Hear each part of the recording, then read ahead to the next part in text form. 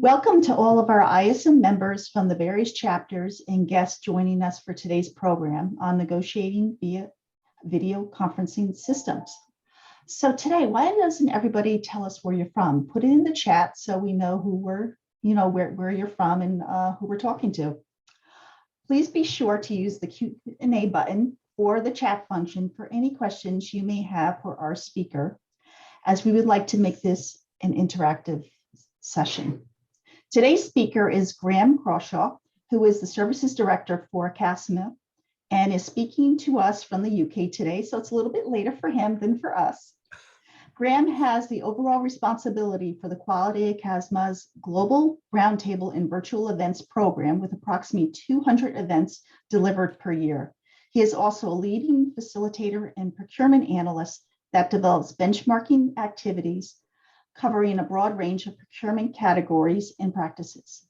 Prior to joining CASME, Graham has spent 20 years working in procurement for the music industry within the operational and marketing environment. At EMI, Graham regularly supported major artists, including the Beatles, Queen, and Pink Floyd, in developing the sourcing, their unique packaging requirements, and subsequently worked on the company's first music streaming contract. That sounds really, really exciting, Graham. Graham was, yeah. Of the Chartered Institute of Procurement and Supply, so CIPS. At this time, I'd like to turn the stage over to Graham, who's going to be doing our presentation for today. Kathy, thank you. Thank you so much for that introduction. And I know when you say about sort of 20 years in the music industry, that makes me sound ancient. And I've been doing lots of other things since, but that was in my youthful days, and that was very good fun at that stage. So thank you for that introduction. And I think seeing some of the comments already that you put, I'd also rather be in Vegas or somewhere a bit warmer than it is. I'm calling or connecting from just outside, well, 80 miles west of London today. It's not a bad day, but I'd certainly rather be somewhere a bit warmer. So thank you for joining. Let me share my screen and then we can get started. So all being well, you can see that. If ever there is a technical problem, Kathy, just let me know, but hopefully you can see that. And I'm just going to do it. See, that should be even bigger. So I'm here today to share some insights about negotiations via video conferencing. So delighted to be here. And we will also share the PowerPoint. But you know, I've got very few slides. I've just got a couple of introduction ones and then two main slides that are going to cover what I'd like to say. So I promise you, it's not going to be death by PowerPoint, which I know drives everyone a little crazy. You already know about me, but that's the summary. So thank you, Kathy, for doing that as an introduction. And very briefly, CASME, as you've heard, we're all about supporting indirect procurement teams, and we do that with different events and networking opportunities on a global basis. So I'm used to doing things at all sorts of unusual times of the day and the evening. But we have these different small events that we put on to support procurement, and from those get different types of documents and reports that come from those conversations that we've had. And we also do benchmarking. So it's as a result of all that that I'm able to be here today to share with you. If you're not familiar with CASME, I do like to just show this one image of some of the 200 members that make up the CASME global community.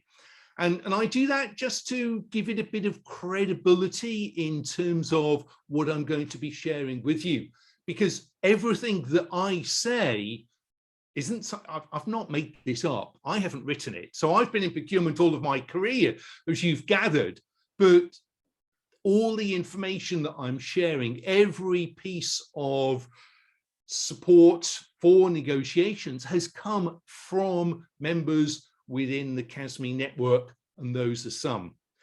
And my last slide talking about CASME is making it clear that we do not have any sponsors, suppliers, or consultants impacting anything that we do. And really want to make that clear, because to me, that's very powerful, because as a procurement professional, there's nothing worse than being told some information or being given some information that you then discover has come from a supplier. And there's a subliminal or ulterior motive for sharing that information. To me, that dilutes the value. So in contrast, I'm able to make it very clear that this has come from the procurement community. So let's have a look. The whole emphasis is on negotiations via video conferencing. And, you know, I was just talking with Kathy before, and it's 2 years. It's literally coming up for 2 years since we completely changed the way that we were doing business. And we've seen so much change in those 2 years. And I think fundamentally, as a group of professionals, we've got used to staring at a screen, looking at a camera, having the office environment at home or in a different location. And it is amazing. It's only been 2 years. And during that time, people have got much more advanced in the way that they do things. So we've moved away from having the laptop perched on a table or an ironing board in the kitchen, and people generally have got much better set up with the right equipment in the right location. And so bearing that in mind, the ability to do more virtually has grown significantly. So yeah, we've been forced into it, but now we're finding, and people are saying, look, it's a very effective way of working. I'm not sure about in the US. There's still a lot of conversation about work from home in the UK. And I'm not quite sure where it's going to go, what it's going to look like. Are we going to have a permanent change where time can be spent away from the office, but still working? I have a feeling that it will, but when I talk and to people about facilities management contracts and real estate contracts, there's a lot of uncertainty as to what actually is going to happen in terms of the work from home. I think also in terms of business travel, I'm not sure what you're hearing, but I'm hearing two distinct stories. In the media, you're hearing that travel is slowly getting back to normal, and people are looking to travel more, looking to get on planes and go places. But actually within the procurement of business travel, I'm hearing a very different story. I'm definitely hearing that companies are increasing the level of authority that is required before anyone can travel anywhere. That companies are still being very restrictive and concerned of insurance, concerned over traveler safety. So I'm not sure that there will be that significant rush to get back to attending procurement conferences or other types of conferences, and also attending face-to-face meetings with suppliers. So even though we've been developing what I'm going to share with you for the last year, I think it's going to be here to stay. I think it's going to be very sort of useful in the way forward. And just as where you may decide that you're going to meet face-to-face, equally, you might say that you can meet on a virtual basis. So let's get into some of the detail here. And this first slide, I've split into 4 different sections, and I'm going to start with technology. To be perfectly honest, like a lot of procurement, this is not rocket science. So I don't need my full ISM or my SIPS qualifications to be sharing this with you. But I think also, like procurement, when you put all the statements together and actively think through how you are managing a negotiation, then you suddenly realize that collectively, it is so important that you get it right and that you can then position your position of strength in terms of negotiation to your advantage and not the suppliers. So some of these are pretty obvious, but nevertheless, every item on these next two slides has come from a good number of procurement professionals that shared their responses in the questionnaires that we first have done, and then the conversations that we've had all about negotiations. So the idea is we're talking about a negotiation with a supplier that maybe you've never met in person. I'm also talking about negotiating contracts of significant value. So they may be multi-million-dollar contracts. They're not just small, low-value items. The rules and the guidance here applies to large-scale contracts as well. So the technology, it is about, first of all, testing the technology and being very familiar with what you're doing. Even for this meeting today, I made sure I was connected nice and early, that my green screen was working, that everything was plugged in. I'm not sure about you, but I find that if you are spending a day going from Zoom to Teams and back to Zoom or any of those combinations, sometimes your laptop just gets confused, and you could suddenly find that you're not able to hear the sound, or the microphone connection has failed. And it requires either a rebooting of your whole system, or just, in Zoom's case, leaving Zoom and returning to it. It's amazing how just that simple action of leaving and coming back can make such a difference to the connection that you've got. Issues around firewalls also is something you should definitely plan in advance. So testing out a connection, because we know there are still some, well, probably quite a few companies that just don't like the use of one type of technology or another. They maybe don't like you using Zoom or only want you to use Teams, and the other system can be blocked. So having that fully understood way in advance of the formal meeting is something that we would definitely say. Similarly, in terms of sharing the screens and just making sure you're fully aware of how it is all going to work. And I know some of that you would do anyway, but it's the sequence of checking it all that I think is important. Agree whether the session is being recorded. And I think that is important because that can make people nervous. They can not like the fact that the conversation is being recorded. If you were holding a face-to-face meeting, it's highly unlikely that you would be recording it.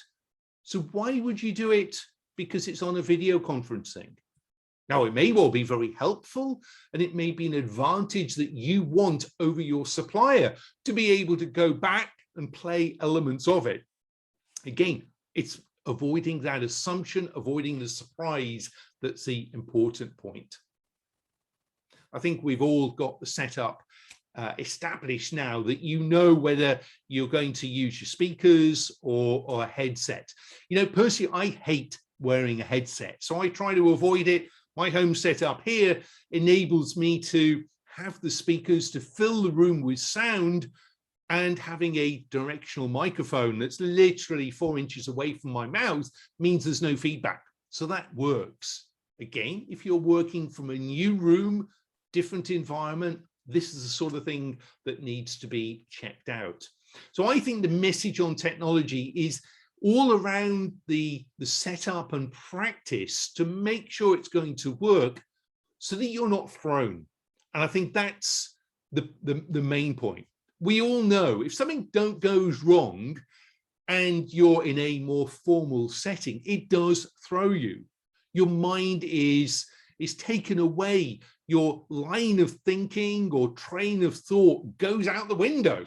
And that can be really off-putting. So I think it's a question of making sure everything is prepared, minimize the risk of things going wrong from the technology perspective. We talk about then the environment. So we asked all of our members, what is the environment that works for you to be most effective in terms of the virtual negotiations. And it's all about getting the details right. So getting that lighting right.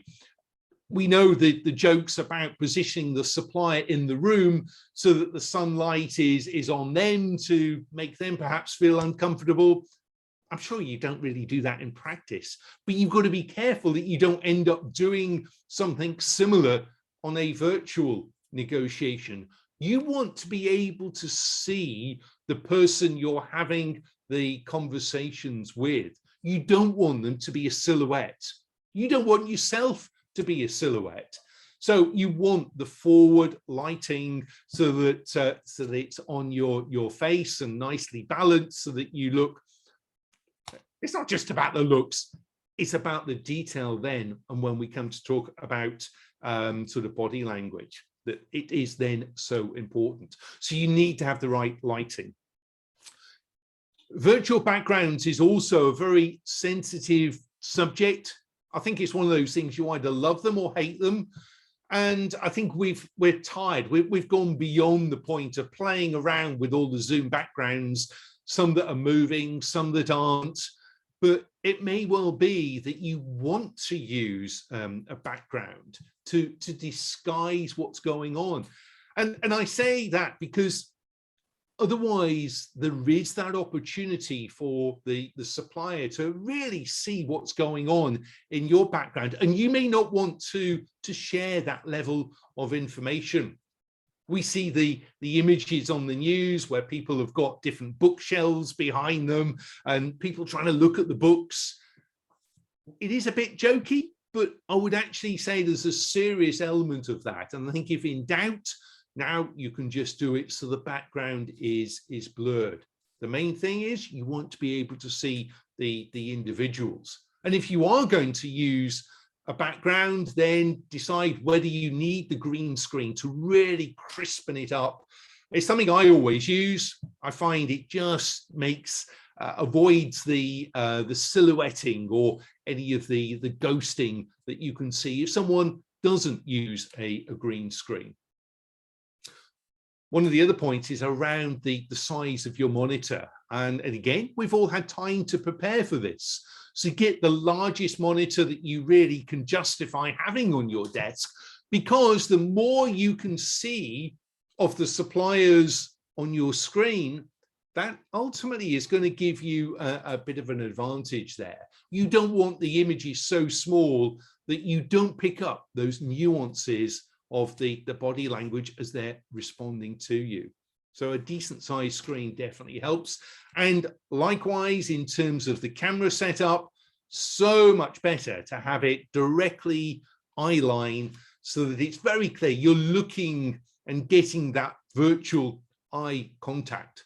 And so much better than having to sort of bend down and get that dreadful view of up someone's nose. You know what I mean by that, don't you? It can be very off-putting.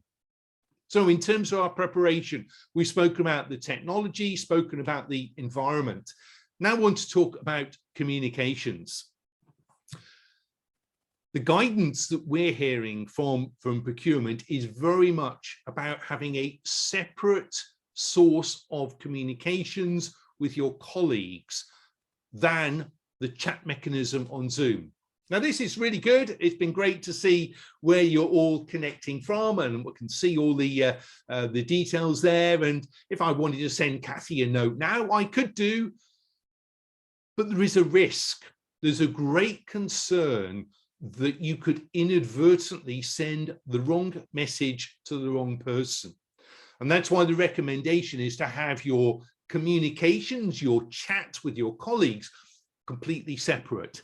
So typically a WhatsApp group seems to be the preferred, if that's the sort of allowed by your computer, by your company, but keeping it very separate from either Teams or Zoom, so that there is no way the supplier is going to read any of the comments or receive them in error.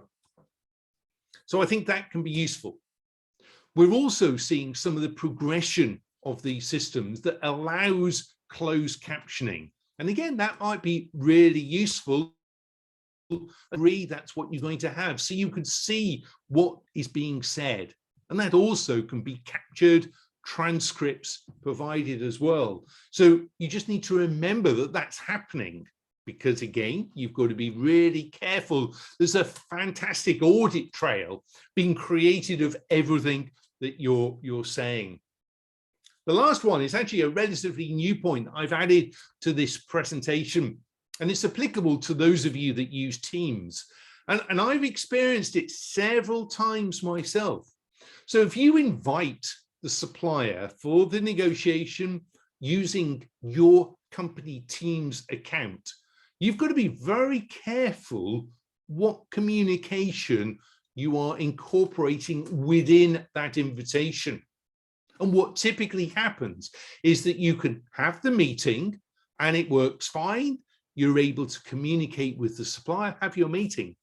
But are you fully aware that once the meeting has ended, the event is still set up and active in Teams? You then continue to communicate internally.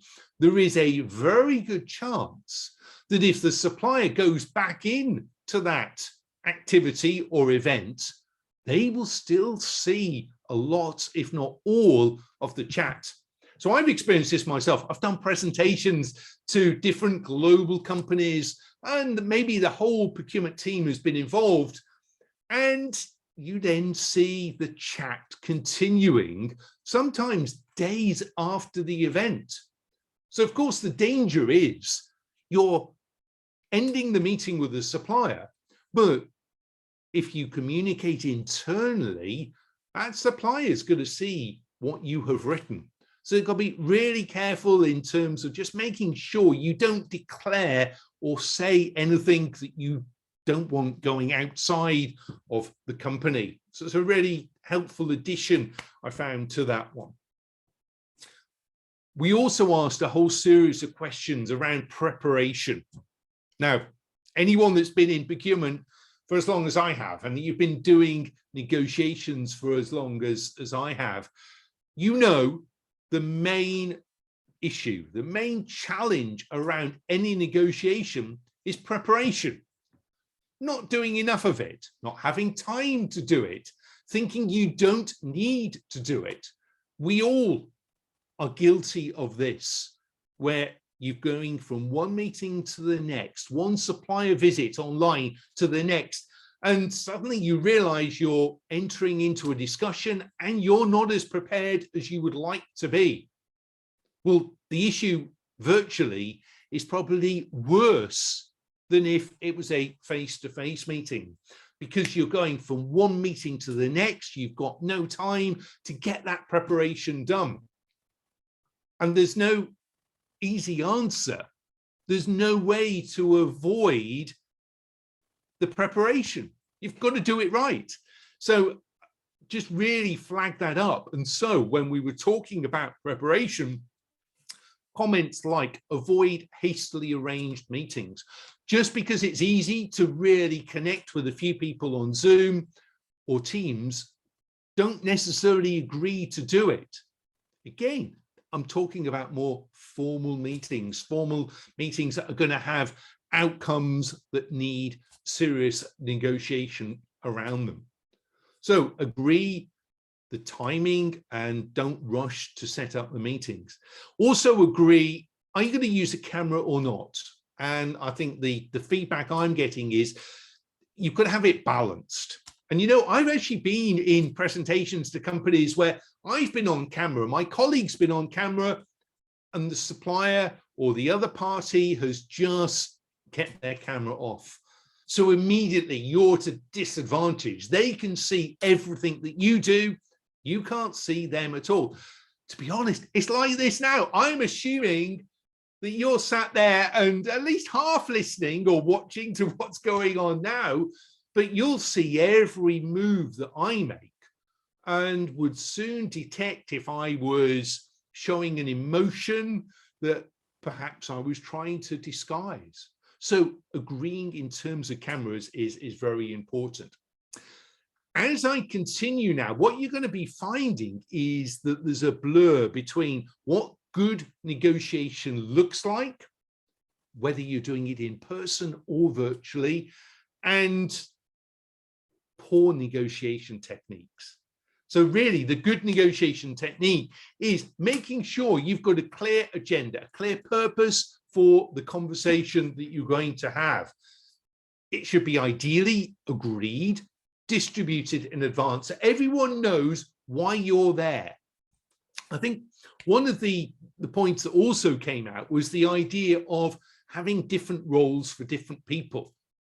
Again, in a face-to-face meeting, you're more likely to plan that. So just because it is virtually, don't disregard that planning.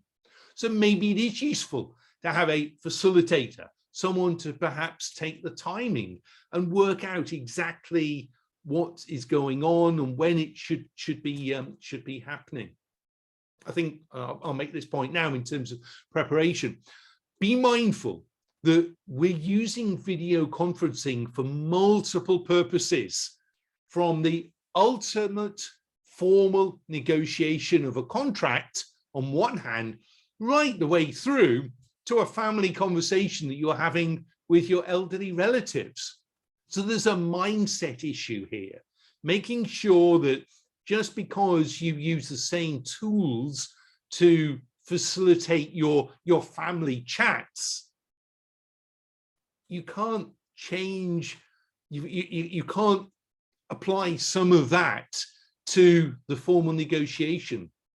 And if you think about it, in a normal situation pre-COVID, you wouldn't have had that. You'd have been mentally thinking, I'm meeting with friends and family, this is how I'm going to behave, versus I'm having a formal meeting with someone I don't know, but I've got a multi-million-dollar contract at stake here. So I think that's really important, that mindset. It's all part of the preparation. We do advise that you check any documents that you're going to use. And there is another challenge in doing it virtually, because if you've got Word on your computer, how many times have you opened up a document to find that the version that's being displayed is the one that shows all the tracked changes? So think of the damage you could do to your negotiation if you declare the document that's got changes on it, which outlines what your negotiation strategy is going to be, or bottom line figure. It can be very easy just to start sharing the wrong document. So again, be very mindful of that, and also check that any document you are going to be sharing can be read. It can be too easy to look at a document and have too much type, or it's too small.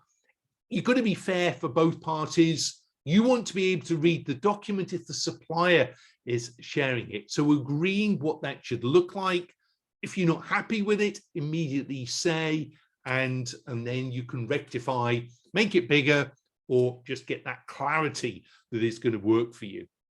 So this is all about the preparation before the event. So we've spoken about technology, the environment, the communications that you're going to need, and then getting prepared.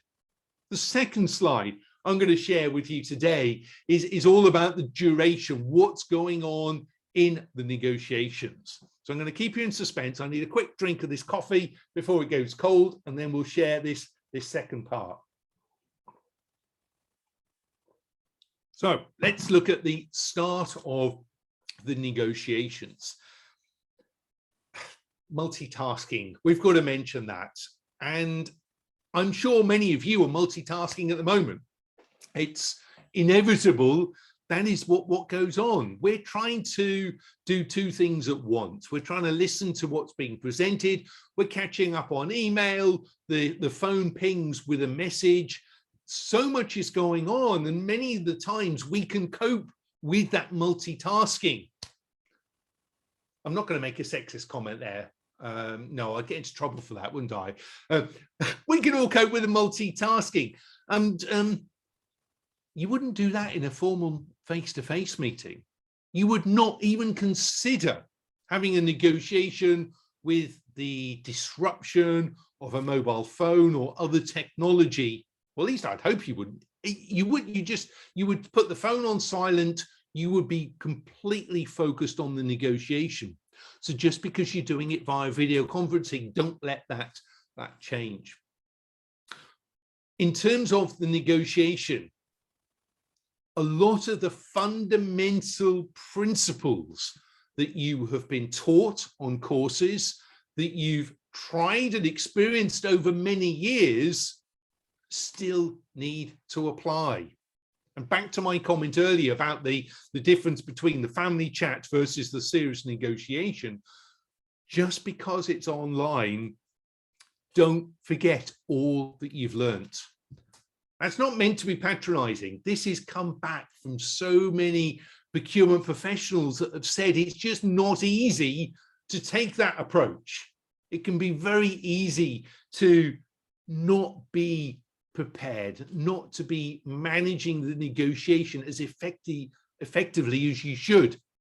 So you would normally, in a serious negotiation, agree internally what your trade-offs are going to be. What can you give and what are you prepared to let go? What's important to you? What's important to the supplier that they will be more willing to let go, and therefore you've got to understand, just as you would in a face-to-face. So having those documented and agreed and shared with those on the procurement side is very important. The other area that I like is this whole conversation. If you've got a supplier coming to your office, very likely you would meet them in reception. I would hope you'd offer them some sort of refreshment, tea, coffee, water, something. But of course, in that act of preparing the refreshments, of walking from reception to the conference room, the meeting room, you're talking, you're having that casual chit-chat conversation. The suppliers, and we know suppliers that we've had relationships with many years, you know their families, their kids, their dog, you know everything. Even if it's a supplier you've never met before, procurement has got that great ability to have those conversations, to really have a bit of a social chat first. And the recommendation is you've got to do the same on Zoom. You cannot go straight into the hard-hitting, challenging, confrontational potentially of a point of negotiation. You've got to warm up the conversation. You've got to get ready for it. So having that is considered very important. I mentioned earlier the timekeeper, and I think that's also important for negotiations where you've got some specific phases to go through. So have someone that is their role to manage it. Now, whether you're going to use the breakout rooms or different breakout sessions, that also is something that would be useful to plan in advance. So maybe procurement and the sales people go together, legal put them together, so you could effectively run the negotiations at the same time and then come together, and hopefully you've got agreements and you can move forward. Whatever you're doing, you've got to be stating the purpose of what you're trying to achieve. We're back to that preparation of agenda. Get it in place. This isn't a haphazard conversation. It's also not one to be rushed. There's no need to be plowing through. It can be taken quite a methodical rate, just as you would if you were in person. So during the negotiation, start off with those areas that are perhaps less confrontational, or decide in advance you're going straight in for price negotiation, but just don't focus on one. Get that balance right. Now, you're more likely to do that in a face-to-face meeting. I don't know, it just seems to be as soon as you've got the technology doing it via video, the behaviors change. And that's what we're really trying to get through on this point, to really think you've got to be having your head and mind around what you're trying to achieve. The fact that it's on video is neither here nor there. I would also expect you to have in place all the parameters and points that you would have for any negotiation. So your best alternatives, the BATNA, the zone of possible agreement, all of this should be planned out, communicated, shared within the procurement team side of the video conference. That can't be ignored. And so back to the preparation. It's just essential that that is done. I take on board the point, you don't want everyone speaking at the same time. I think we've all matured in terms of the use of conferencing systems. We know when we can effectively, how it effectively works. Hopefully people don't remain on mute and you have to say that dreadful line, you're on mute. I think we've all improved. We know how it works, whether it is Teams or Zoom. I would say though, if you're getting the supplier or if the supplier is getting you to use a system that you're not familiar with, then we're back to all these points that we've said in terms of preparation, and that includes the way of communicating during the negotiation. I know I can be thrown if I'm suddenly invited to do something on WebEx or one of those other systems that perhaps is completely new to you. During the negotiation, I think you've got to be respectful that you've got this serious negotiation going on. So you don't want to be disrupted. If you are working from home, you need to you've got to have that sign on the door that says, please do not disturb. I'm sure we've all got family. My daughter lives at home still. She has got no hesitation to come into my office and be immediately demanding, and it could be a major crisis, like she's lost her hairbrush or something like that. We've seen all the videos of those sort of things happening, animals turning up, goodness knows what. But in all seriousness, if you are doing something that's very important, you don't want those disruptions. Unless, of course, you want those disruptions. So the idea of a planned disruption based on certain things happening, certain triggers, you may want to use as part of your negotiation technique. So that it may appear spontaneous, but actually it's all planned. So again, give some thought as to different triggers that you can have in place that causes a disruption, which then either takes some of the pressure off, allows the environment to reset itself. And that can be a very valuable tool in terms of the negotiation. So something to think about on that one. Finishing the negotiation, of course, you've got to have it written down. You've got to agree what you've agreed, especially if you're not recording or using any of the technology to do that. And just because it is video conferencing, you still want to achieve that win-win solution. Because if you haven't got that win-win, then it's not an effective negotiation. But you don't need me to give you the rules 101 on negotiation. Just don't forget them. I think that's the point I'm trying to get. And that was the point that came loud and clear from everyone that contributed to the benchmarking that we've done. Just as you would face-to-face, you don't just end the conversation abruptly. You don't just conclude the minute you've got all the points agreed. You're very likely to have that social chat as you unwind, as you take your visitors back to the parking parking lot. So I forgot who I was talking to then. I think you need the same via Zoom. So you would have that sort of wind down conversation to really just make sure things have all been dealt with and that you end on a very positive footing. Some final notes that we've not incorporated so far. Let's not forget trust. Trust is so important. It's one of those things that you can either have in place and it's fine until it's destroyed, or maybe you do need to build it with your suppliers. It depends on the relationship, how long you've known them.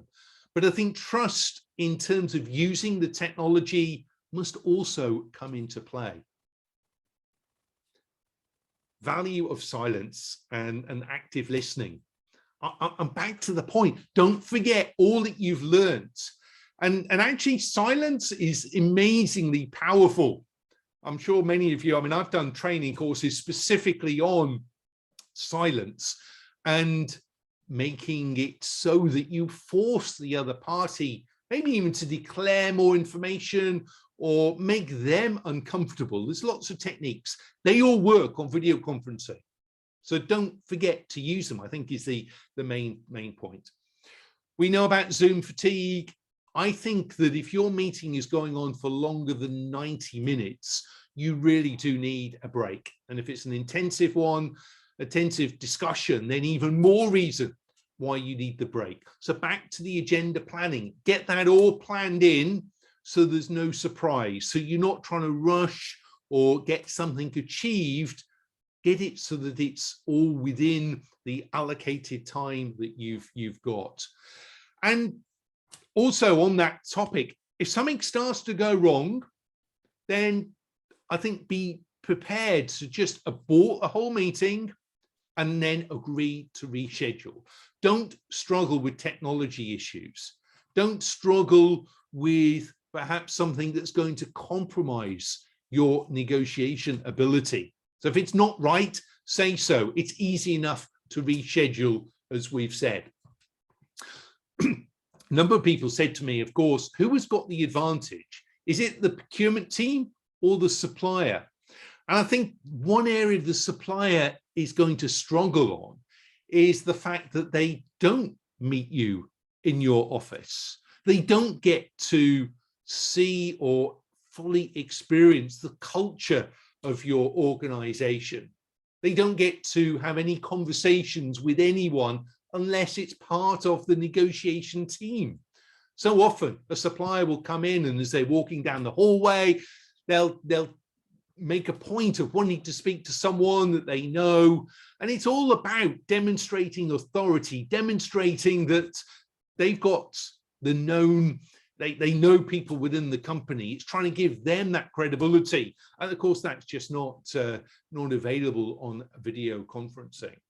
So the suppliers can't necessarily read the room. All the conversations around body language, they are as relevant in this virtual environment as any other one. Now, it is amazing that the clarity, the definition of cameras now is, you understand if the supplier is not happy. You can understand immediately how they're going to respond to something you say. And again, be prepared to be looking for that response if you are trying to assess their body language as you talk about what you're prepared to accept or what you're not prepared to accept. Also be mindful that they can see exactly your movements. Well, at least those above the shoulder level or waist level, depending on how you've got your camera positioned. It's definitely something that you've got that awareness and you've got the setup correct, you can then have a real good insight as to what the supplier is really thinking. So again, the body language rules that you know and apply every day on a face-to-face meeting, don't forget them just because it's virtual. And another point that we've added, it's highly unethical to be recording when you've agreed not to grab screenshots of contracts or documents that are being shared that are not expected to be photographed. You wouldn't do that face-to-face. So I think that's the ethical side. The trust comes very much together with the way that you manage and hopefully have very effective negotiations. I'm going to stop there. Those were all the points that we collected from everyone, sharing the thoughts of negotiating via video conferencing. So I'm going to invite Kathy back, and then I want to have a conversation to see, first of all, whether you agree or whether it makes sense, the collective summary, because I think individual points, you could say, well, of course, I know that wasn't you. But it's the collective putting it all together that hopefully when you leave today, you'll just think, oh, actually, that's something I need to be mindful of, something I need to take on board. So I hope that's been of interest, and welcome any questions. Sure. We did have one question come in during your presentation. It says, is there a list of readiness and questions we can ask the other party before the online meeting? I'm not sure I've got a list, I must admit, but I think there should be, and I would suggest it may actually be company specific to your organization. Not sure, I have to give that some thought. If you look at nothing else, then those 2 slides that I've shared, hopefully that acts as a bit of a checklist. I know I refreshed the presentation. I'll make sure, Kathy, you've got a copy, and that can be made available to everyone, just to act as a bit of a checklist. And by all means, add to that. Okay. How can you best encourage the other party to share video / show their faces when they start out not doing so? So I would suggest it's about setting expectation. So I would say, even before you start, in that preparation, when you're going through the agenda and everything else, have it on the document. We will be having video cameras on. 2 years ago, we had the excuse we didn't have a camera, we couldn't plug it in, it didn't work. To be honest, there is no excuse now. We've all got that set up in place. So if someone hasn't got the camera on, I would be very blunt and say, look, this isn't a fair situation. And certainly if it's a buyer-supplier arrangement, I would say to the supplier, this isn't, you've got the advantage over me. I can't see your reactions. I can't see what you're doing. And that would be a case to say, okay, let's abort this meeting, get your camera fixed, let's reschedule. I just think there's an expectation now. You can either buy, I mean, they're not expensive. You can buy a camera. There is no excuse. And I think it is just setting that from the outset that is an expectation that you turn up to the meeting with that all in place. Okay, a lot of comments, good information. Thank you. Let me see what else. Thank you so much, Graham. I will share your 2 slides with my colleagues. At all formal meetings, usually attendees start with a quick overview of agenda and introduction. Shouldn't ground rules in meeting expectations be shared? Something then, and before introductions and agenda review? I would suggest that's very good practice. Yes, absolutely. So if you've not had communication sort of before the meeting to set that expectation, then having the start, whoever's hosting the meeting, almost like if you were inviting someone to your organization, you might sort of, you tell them there may be a fire drill, you point out where the restrooms are. It's all that courtesy that just because you're online should be taken into account. And I think the more formal the meeting, then even more reason why it is appropriate to fully explain how you're going to proceed, and that both parties then know where they stand, and you're creating a very fair environment for the conversation. That then leaves the toughness, if you like, of the negotiation to the actual meeting itself. And as we've said, it's all about removing those distractions, those uncertainties, because they're just going to frustrate the actual discussion. Definitely. Actually, somebody brought up a good point. Same for job interviews. Both have camera on is professional. So, and I would think some of the preparation would be very similar as well. Oh, I think absolutely. I mean, I've supported people, helping them get prepared for online job interviews. And I think you're absolutely right.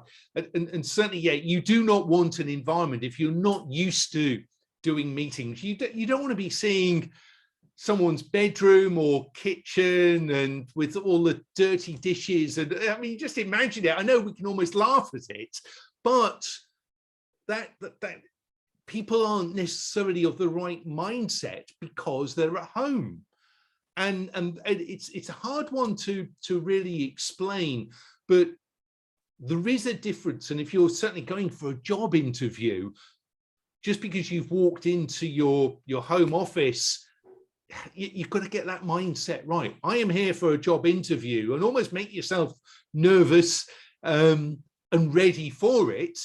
And just because you are still at home, as opposed to going to a meeting room that you've never been to before, it really shouldn't make any difference. So I think a lot of these techniques would be very useful also for anyone going for an interview. And let's face it, more and more first interviews are being done by video conferencing. My son recently graduated, and he did a number of these interviews where there wasn't even a person there. He was sat in front of the camera and was sort of told by this computer system, here is the question, we're recording in 30 seconds time, you've got 60 seconds to record your answer. So it's even more important that you're really focused on that. So I think at all different levels, it's relevant to be organized, but it actually all comes down to preparation. And I think that's the key things. You've got to make time to do your preparation. Okay, we got one more in. Wouldn't it be fair to say that if both sides are not using video, that it would be equal playing field or acceptable in the event that one side is not utilizing or having technical difficulties? You're right, yes. Yeah, no, not going to disagree on that. But I think if I'm procurement and I'm with the supplier and the supplier can't put their video on, I think I would rather abort and rearrange than having to compromise. And I mean, I like to see people's reaction. When I say something, I want to know, are they pretending? Do they agree with what I'm saying? And you get that by seeing them. So I think I would rather reschedule the meeting if it was that there was a technology issue, because if there's a technical issue on the camera, where else is it potentially going wrong? Bearing in mind, the guidance that I shared with you today is for the negotiation of significant value contracts. So something that's really critical. Get the camera working, rearrange would be my point. But otherwise, you're right, both off, then it's sort of a level playing field. But I feel as procurement, I would be missing out on that opportunity of seeing what was going on with the supplier. And even worse, the suppliers could then be sort of almost together colluding, or you're giving them too much of an upper hand. I'd want the cameras on. Yeah, actually, somebody did put something in the chat saying that wouldn't you be missing some valuable verbal cues? Yes, I think absolutely. Yeah, you definitely would. And you can't afford to miss that, can you? Exactly. Another person said, I would rather reschedule. Yeah, absolutely. If in doubt, it is so easy to reschedule. It's not like you've traveled halfway across the country to attend the meeting. Just say, look, it's not working. We need to abort this. Let's rearrange for tomorrow or whenever. Yeah, definitely. Okay, another question. Where do you recommend placing the camera? Yours is placed so you appear to be talking directly to me. I know, and I do that. So my camera is placed on top of my screen. I mean, terrible, isn't it? I love the technology. So I've got, I don't know if we've got anyone from Dell on the screen, no promotion for Dell, but I've got one of those 48-inch wide screens. So I can actually divide my screen up into three, although it's one large curved screen. So my Elgato camera sits on the top of that, and I know exactly how to get that direct line to appear to be looking, well, I am looking straight at you.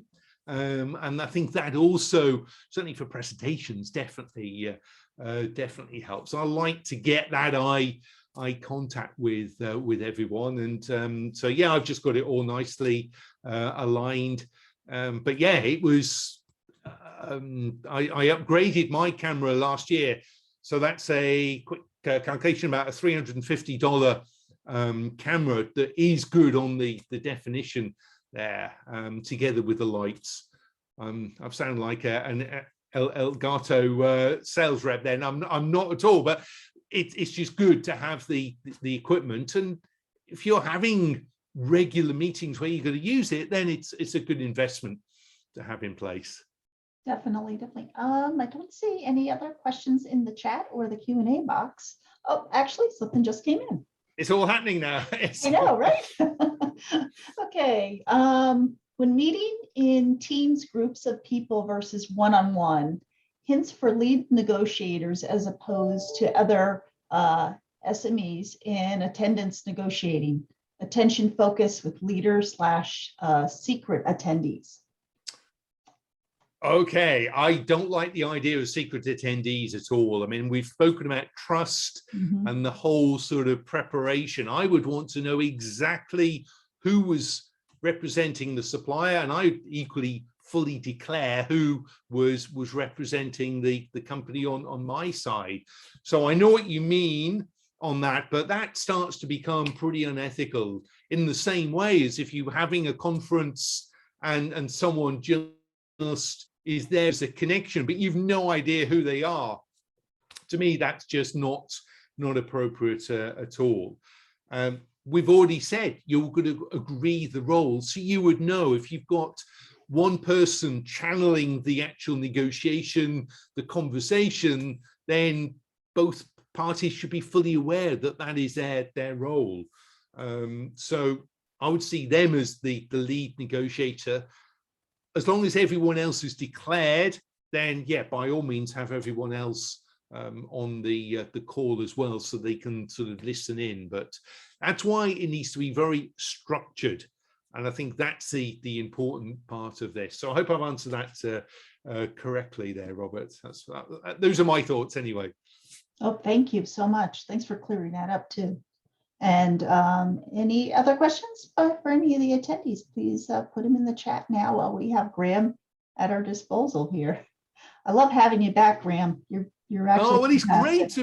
great to be back. I know we were here in December doing the value beyond savings, which I thoroughly enjoyed, and thank you for the invite. I'll come up with some other conversations that we'll be able to share.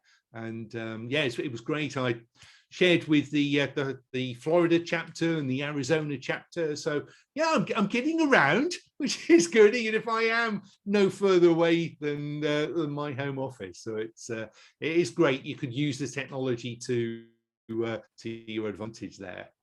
Thank you so much. We really appreciate it. A lot of people are saying thank you for the presentation. Excellent presentation. Good information coming out here. And I have to tell you one thing. When you were talking in the very beginning about using one type of platform and then another type of platform, then all of a sudden you have no speakers. That happened to me like 2 weeks ago. So I understand completely on that one. Oh. It happens to us. It happens to us all. But at this point, I'd like to say thank you, Graham, for presenting today and doing this, a little bit later than usual for you. And I want to thank all of our attendees for joining us today as well. At this point, I'm going to close the program out, and I'm going to say thank you very much. And I hope everybody enjoys the rest of their day. Thank you. Fantastic. Thank you all. Goodbye for now.